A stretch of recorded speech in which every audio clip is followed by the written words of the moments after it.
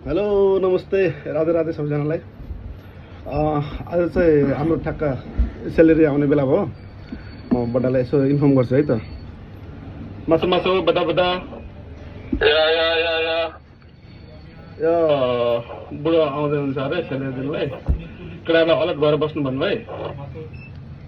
त्यो आजको खेलाको दिन आज पुग्यो सेलेरी दिन 18 तारिक भएको बेला दिन पुग्यो। अहिलेसम्म छुट्या दियो भने ओके ओके केटालाई अलर्ट भएर बस्नु भन्नु आउँदैछ। अर्को साइडबाट फोन गरेको थियो। अर्को साइडबाट बाँडेर हिँडिसक्यो अब यहाँ आउँदैछ अरे है त।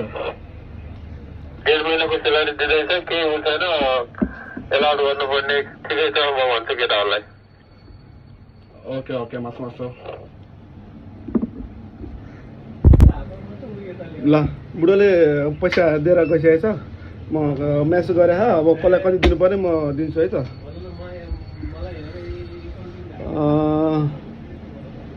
रितेश तिमीलाई अस्ति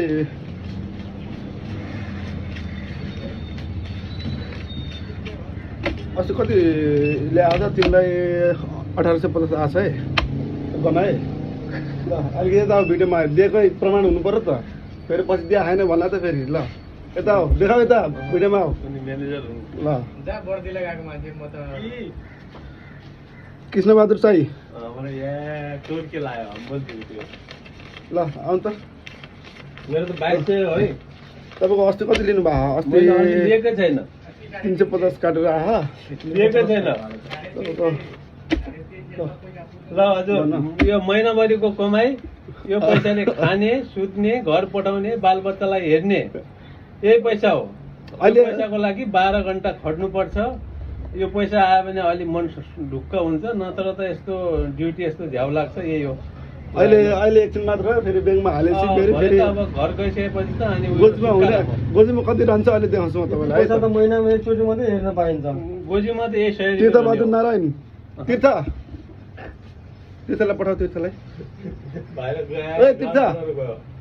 तीर्थकुमार नारायण पैसा ल्याऊ ल। कति तिम्रो 1850 आछ है। 1850 आछ पैसा काटेर चित्त बुझेर भने बस्ला भन्ने है त। यति नै दिनुभएको ल देउतालाई ल। अब रहने भनेको हाम्रो गोजीमा 100, 200, 300 जम्मा यति रहन्छ है।